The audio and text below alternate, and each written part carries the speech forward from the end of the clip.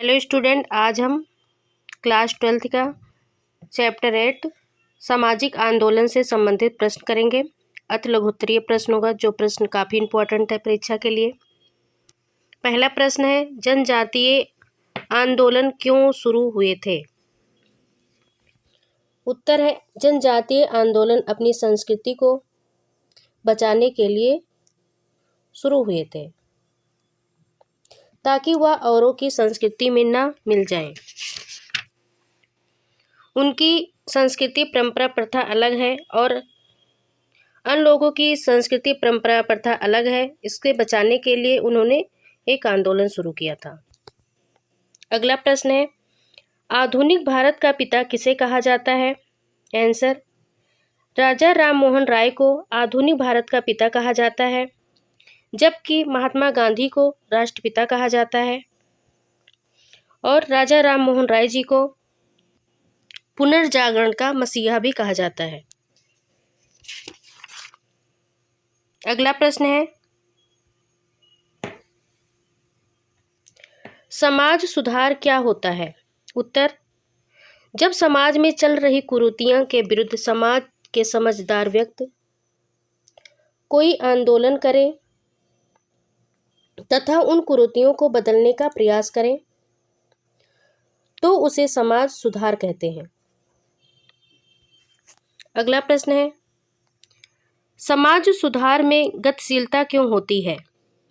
Answer, समाज सुधार में गतिशीलता इसलिए होती है क्योंकि समाज सुधार सभी समाजों तथा सभी युगों में समान नहीं होता, इसलिए यह गतिशीलता है। अगला प्रश्न है, समाज कल्याण क्या होता है? आंसर, समाज कल्याण में उन संगठित सामाजिक कोशिशों या प्रयासों को शामिल किया जाता है जिनकी मदद से समाज के सारे सदस्यों को अपने आप को ठीक तरीके से विकसित करने की सुविधाएं मिलती हैं। समाज कल्याण के कार्यों में निम्न तथा पिछड़े वर्गों की तरह विशेष ध्यान दिया जाता है ताकि समाज का हर तरफ से विकास तथा कल्याण हो सके। जहाँ पर समाज का अच्छे तरह से विकास होता है और कल्याण होता है। अगला प्रश्न है, समाज कल्याण के क्या उद्देश्य होते हैं? पहला उद्देश्य यह है कि समाज के सदस्यों के हितों की पूर्ति उनकी ज़रूरतों के अनुसार होती रहे, मतलब उनके हितों की पूर्ति उनकी ज़रूरत के अनुसार होती रहे। दूसरा पॉइंट, ऐसे सामाजिक संबंध स्थापित करना जिससे लोग अपनी शक्तियों का पूरी तरह विकास कर सकें। प्रश्न है, भारत के आज़ादी के आंदोलन से हमें क्या मिला? आंसर, भारत के आज़ादी के आंदोलन से हमें आज़ादी मिली। इस आंदोलन में भारत की सारी जनता बगैर किसी भेदभाव के एक दूसरे से कंधे मिलाकर लड़ी, जिस तरह से उनमें राष्ट्रीयता की भावना का विकास हुआ, उनके अंदर राष्ट्रीय भावना का विकास हुआ। निम्न जातियों में भी चेतना आई और जो निम्न जातियां हैं उनके बीच भी चेतना आई तथा उच्च जातियों के समाज के समान खड़े रहे और उच्च जाति के लोग जो थे वे समाज में समान खड़े हो गए। अगला प्रश्न है, किन्हीं 3 समाज सुधारकों के नाम बताइए। अब इसमें समाज सुधारक के नाम बताने हैं। पहले हैं राजा राम मोहन राय, जिन्होंने सती प्रथा का अंत किया है। दूसरे हैं सर सैयद अहमद खान। तीसरे हैं स्वामी दयानंद सरस्वती। स्वामी दयानंद सरस्वती जी ने आर्य समाज की स्थापना की है। चौथे हैं स्वामी विवेकानंद और एक समाज सुधारक हैं ईश्वर चंद्र विद्यासागर, ज्योतिबा फूले, ये सभी समाज सुधारक हैं। अगला प्रश्न है, बेसिक शिक्षा की धारणा किसने दी है? तो बेसिक शिक्षा की धारणा महात्मा गांधी जी ने दी है 1937 में और महात्मा गांधी जी ने सर्वोदय की शब्द भी दिया है। अगला प्रश्न है, समाज कल्याण तथा समाज सुधार में कोई मुख्य फर्क बताइए। समाज कल्याण तथा समाज सुधार में फर्क यह है कि समाज कल्याण में समाज की निम्न जातियां, पिछड़े वर्गों के सर्वांगीण विकास के लिए कार्य किए जाते हैं। मतलब यहाँ पे है कि जो निम्न जातियां तथा पिछड़े वर्ग होते हैं उनके सर्वांगीण विकास के लिए कार्य किए जाते हैं, जबकि समाज सुधार में समाज में फैली हुई कुरीतियों को दूर कर उसमें बदलाव लाने के प्रयास किए जाते हैं। अगला प्रश्न है, राजनीतिक आंदोलन क्या होता है? जब आंदोलन राजनीतिक उद्देश्यों की पूर्ति के लिए चलाए जाए, जहां पर राजनीतिक उद्देश्य की पूर्ति के लिए चलाए जाते हैं उन्हें राजनीतिक आंदोलन कहते हैं, जैसे भारत की आजादी का आंदोलन। अगला प्रश्न है, सांस्कृतिक आंदोलन क्या होता है? आंसर है, जो आंदोलन अपनी संस्कृति की रक्षा के लिए चलाए जाएं उसे सांस्कृतिक आंदोलन कहते हैं, जैसे जनजातीय आंदोलन।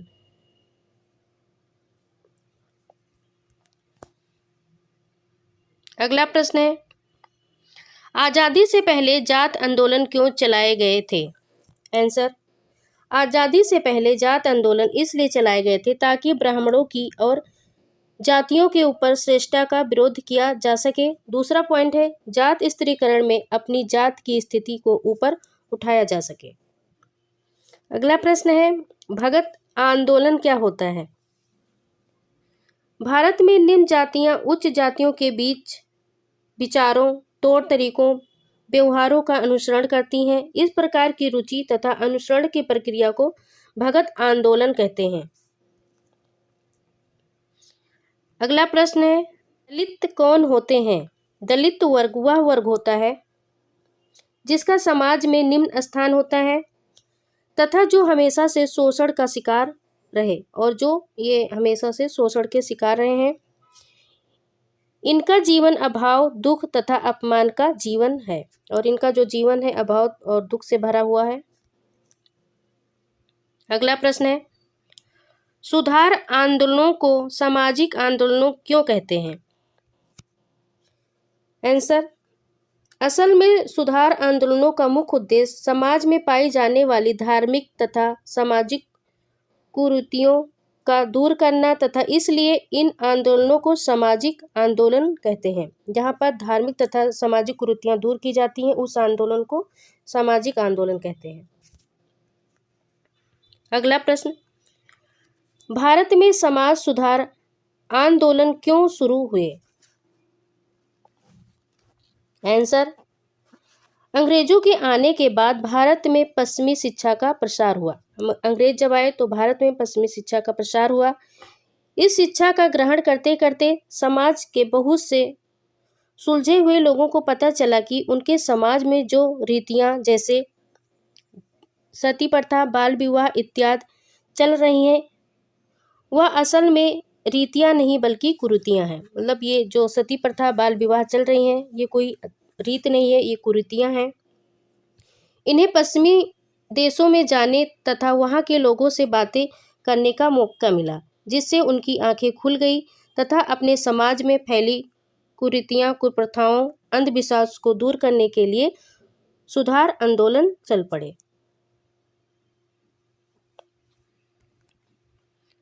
अगला प्रश्न है, गतिशीलकरण संसाधन का क्या अर्थ है? आंसर, गतिशीलकरण संसाधन वह विधि है जिसमें किसी सामाजिक आंदोलन को राजनीतिक प्रभाव, धन, मीडिया तक पहुंच तथा लोगों के सहयोग से शक्ति प्राप्त होती है। अगला प्रश्न है, प्रतिदानात्मक अथवा रूपांतरकारी आंदोलन का क्या अभिप्राय है? प्रतिदानात्मक अथवा रूपांतरकारी सामाजिक आंदोलन वह सामाजिक आंदोलन होते हैं जिसका मुख्य उद्देश्य अपनी व्यक्तिगत सदस्यों की व्यक्तिगत चेतना तथा गतिविधियों में परिवर्तन लाना होता है। यहाँ पर व्यक्तिगत चेतना और व्यक्तिगत सदस्यों के गतिविधियों में परिवर्तन लाना होता है। उदाहरण के लिए केरल के इजाहवा समुदाय के लोगों ने नारायण गुरु के नेतृत्व में अपनी सामाजिक प्रथाओं को परिवर्तित किया। अगला प्रश्न, सुधारवादी आंदोलन कौन से होते हैं? उन आंदोलनों को सुधारवादी आंदोलन कहा जाता है जो वर्तमान सामाजिक तथा राजनीतिक विन्यास को धीमे गतिशील चरणों द्वारा बदलने का प्रयास करता है। उदाहरण के लिए 1960 के दशक में भारत के राज्यों के भाषा के आधार पर पुनर्गठित करने अथवा हाल के सूचना के अधिकार का अभियान। अगला प्रश्न, क्रांतिकारी सामाजिक आंदोलन का अर्थ बताइए। अब इसमें क्रांतिकारी सामाजिक आंदोलन के अर्थ बताने हैं। क्रांतिकारी सामाजिक आंदोलन सामाजिक संबंधों के आमूल रूपांतरण का प्रयास करते हैं, आमतौर पर राज्य सत्ता पर अधिकार के द्वारा। उदाहरण के लिए 1789 की फ्रांसीसी क्रांति तथा 1999 की रूसी बोल्शेविक क्रांति। अगला प्रश्न, सामाजिक आंदोलनों का सापेक्षिक वचन का सिद्धांत क्या है?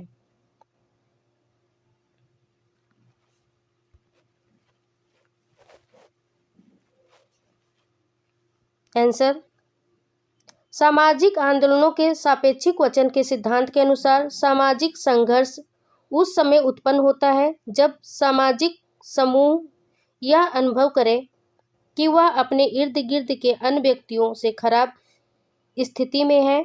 ऐसा संघर्ष सफल सामूहिक विद्रोह के रूप में सामने आ सकता है।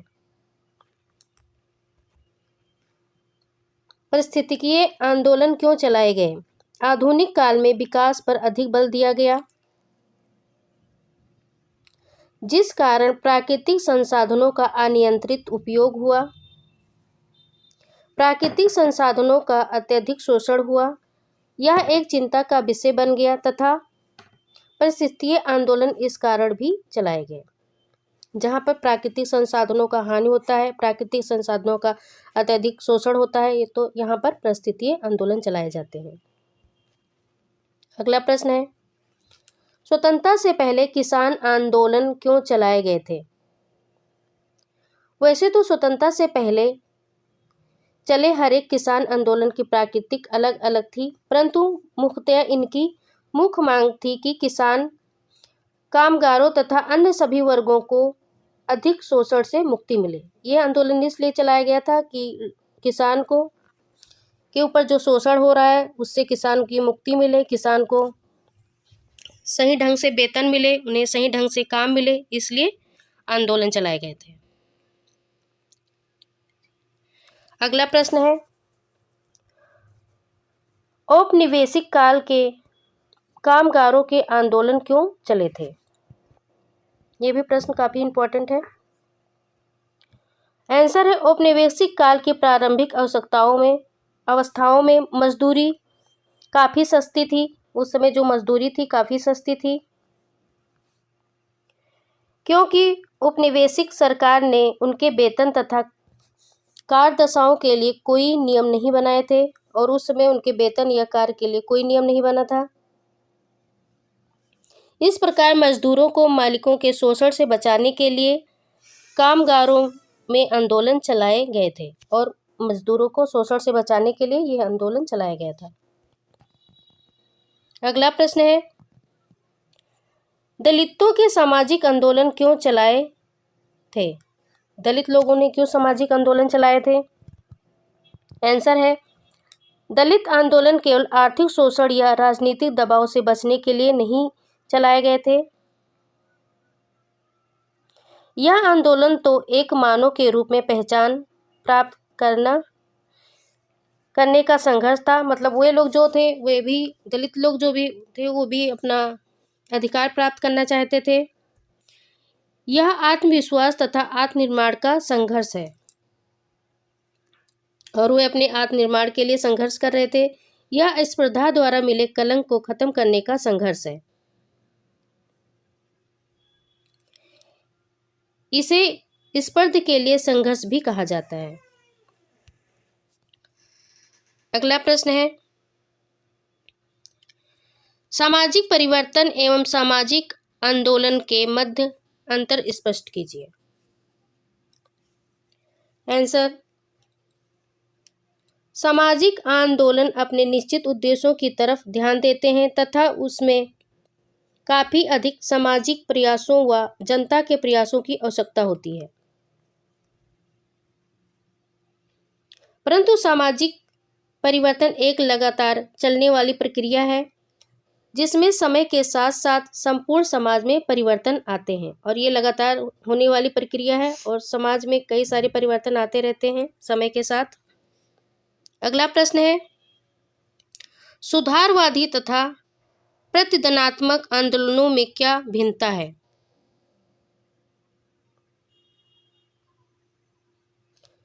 सुधारवादी आंदोलन वह आंदोलन होते हैं जो परंपरागत मान्यताओं में सुधार लाने के लिए चलाए जाते हैं।